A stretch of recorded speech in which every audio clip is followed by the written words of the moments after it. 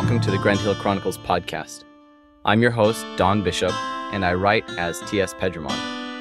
Now, I'd like to welcome everyone. I already said that, but I'd like to wish you all a happy Thanksgiving for those of us in the States. And I'm recording this on November 22nd, so tomorrow is Thanksgiving Day when this episode releases. And I'd like to give you some story narration today. And yeah, I don't have a script for this introduction right now, so I'm kind of flying from the hip to insert a malapropism. But story narration was supposed to be a big part of this podcast as I originally envisioned it when I created it in 2020. And I've done scant little of story narration because I find recording it to be very time consuming, I guess. When I try to do it fast, it's frustrating because you can't. You have to give it the time that it takes. I'm still actually not giving it the time that it takes right now. I'm cheating, you could say.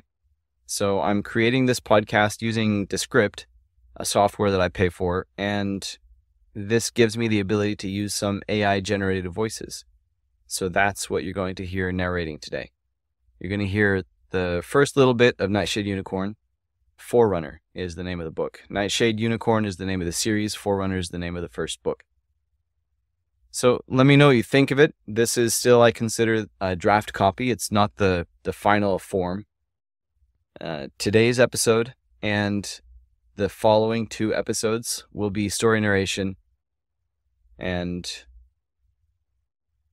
continuing the story of Nightshade Unicorn. Now, I am serializing this story on Kindle Vella, and there are rules because Kindle Vella is a paid platform, and they don't want their customers paying for something that's freely available somewhere else. It makes sense. So I can share basically up to the first 5,000 words of the story, can be freely available anywhere. And so that's what I'm going to do with these first 3 chapters.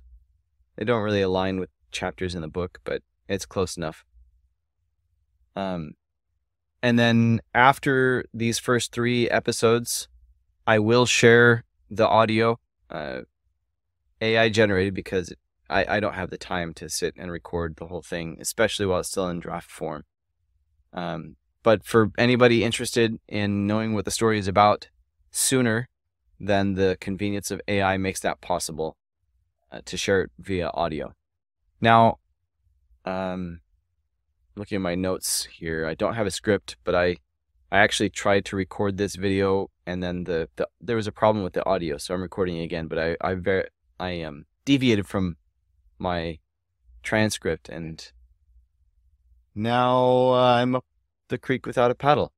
So, yeah, I will continue serializing and doing that both via text, where you can read it in Kindle Vella, or on reamstories.com. But I'll share it also via audio. I haven't determined exactly how I'm going to do that, whether it'll be Patreon or via Substack or something else. But unless you're really close to me and I can just share the audio with you, it won't be publicly available for free, at least not at this point in time. It can't be, because those are the rules, because I'm sharing it in Kindle Vella. So I'm talking too much. Happy Thanksgiving. Enjoy the story. It is AI again. The voices are AI generated based on my own voice. I recorded a model for the software to use, or rather I recorded a sample for the software to generate a model to use, and it's not perfect. Some words, because it's fantasy, some words are not pronounced right because the English language does not know the names that I've invented. And particularly the name for the race of unicorns in this book. You generally don't call them unicorns. The word exists in the book, but it's not the most polite thing to call them. It's like calling humans 2 legs. It's a bare bones physical description. It doesn't give them service. It doesn't do them service. So the Nomord is what we call the unicorns. Nomord, and I could not get Descript to pronounce that correctly. It wanted to say Nomord, or Nomord, or Newmord, as I tried different spellings to get it to pronounce it correctly, and I couldn't. I got kind of close, but even still it says Nomord instead of Nomord. One day I hope to have an actual voice actor record the audio, but that costs thousands of dollars to have an entire book recorded, because it's time intensive, as I mentioned earlier. So because of AI, I'm able to provide this free of charge for these first few chapters, and then for a small fee beyond those first 3 chapters. Now, I'll tell you, the final of the 3 episodes will come, of these first 3 episodes will come out in 2 weeks. That gives me 2 weeks to figure out exactly how I'm going to share the rest of the book via audio. Yeah, be patient with inflections of the software. It doesn't do different characters' voices. I could do it. That would be an additional drain on my time that I don't have at this time. Maybe in the future I'll do that, and it'll be more like an audio drama, but not right now. Oh, and remember our contest, Fan Tasty. Send pictures of what you cook in your kitchen or what you grew in your garden. Send that to, you can send it to me on Twitter at GrandHillCron. If you search for TS Pedramon, you'll find me. But it's at GrandHillCron is my tag. So you can tweet it with a hashtag FanTasty, or you can send it to Grand Hill Chronicles on Instagram, or you can email it to fantasty@thorn.link. And so I expected lots of tweets or emails or Instas with pictures of your Thanksgiving dinner, because that's fair game. The contest closes November 30th, and I'll send a $35 gift card to the winner. I'll reach out and find out what's the retailer or the restaurant of your choice. And yeah, I will not do an outro on this episode. So at the end of the episode, at the end of the story narration, you'll just hear the music, and then we'll see you next time on the Grand Hill Chronicles podcast to continue the story of the Nightshade Unicorn.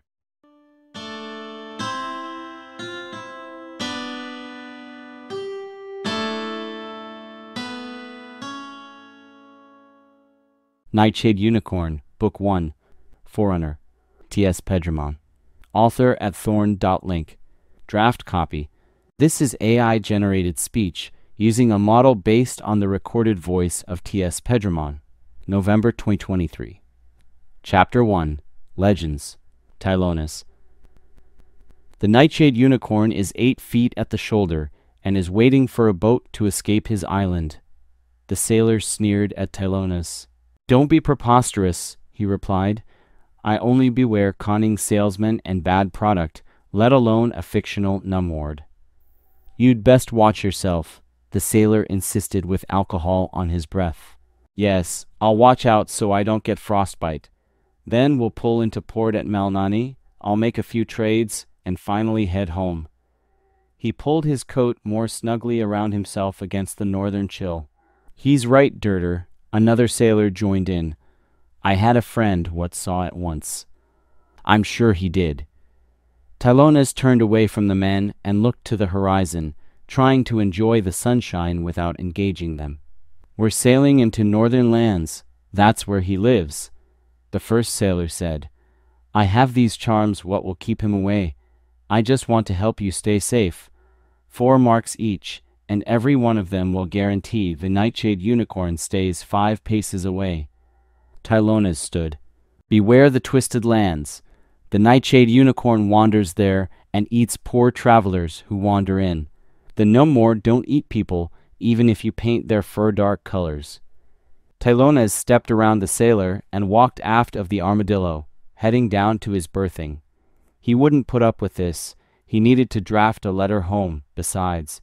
He descended to his quarters shared with another passenger, a man from the university in Bolsnard. His roommate was in their room, already occupying the small board that passed as a desk. "Do you think you'll be long, Rubiro?" "Oh, no. As a matter of fact, I'll clear off now." "Thank you. I've had enough talk of old fables up top, Nightshade Unicorn and all." "Ah, yes. You know, we cannot say for sure there isn't such a creature. In fact, The old stories my colleagues have dug up seem to mention something, mind you.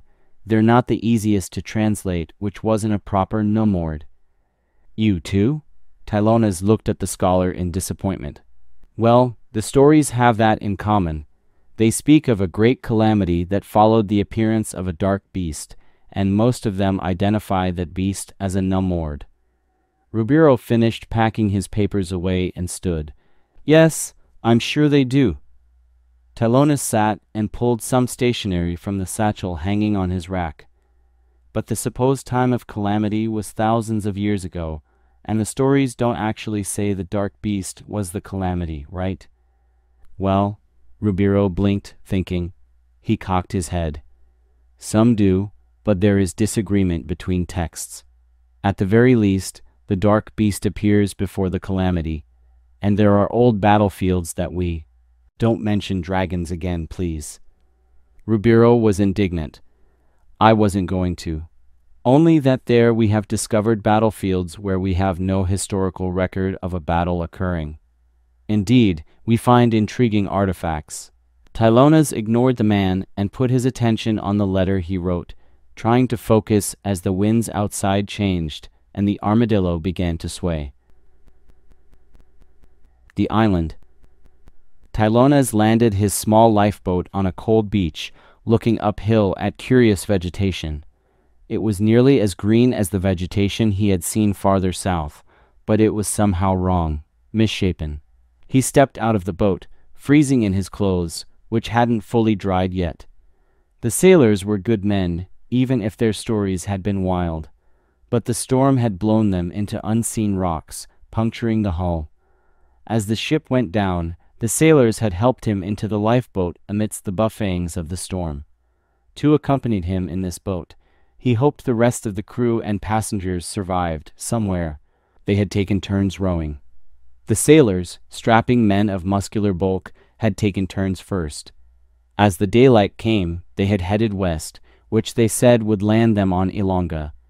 Now, sun high overhead, they both slept, keeping each other warm under an oilcloth blanket. Tylonas was the only one awake when he beached the lifeboat. He would wake his companions soon, but first he wanted a closer look at this curious island. Walking up the beach, ahead of him was a solid line of pine trees, if he was to believe the signature needles growing on the branches. But the trunks and branches themselves were gnarled and grew at random angles, confusing him. Perhaps this was just a species he was not familiar with. The sand underneath his feet moved the same under his weight as the sand at countless other beaches where he had landed for trade, but its color was a rusty brown with streaks of green and black. He picked some of it up in his hand to look at it more closely. As he did so, it seemed to change in hue to a more typical tan color. Despite this impression that he got of the color change, when he looked back and forth between the sand on the ground and in his hand, he couldn't put his finger on the difference. This place was certainly odd. Tylonas walked into the forest, observing all sorts of perversions of familiar things of nature. Deer that looked at him hungrily before baring canine teeth prompted him to draw his sword in case any came near. Yellow-gray moss stung his hand when he touched it. He felt sure this was not Ilonga. Ilonga was supposed to offer good lumber for crafting musical instruments, but it did not look like any of the wood here would be usable. They had been blown far off course. Tylonas did not recall having seen this place on any map he had seen of this part of the ocean. He certainly would have noted if there were any place that looked so alien. He continued walking inland, hoping to see some sign of civilization, but saw none. Those animals he saw, and these plants that he walked past now did not appear in any encyclopedia he had encountered either. He pressed on, lowering his expectations as he went, hoping to find help, people, clean water, and something that he could feel safe eating.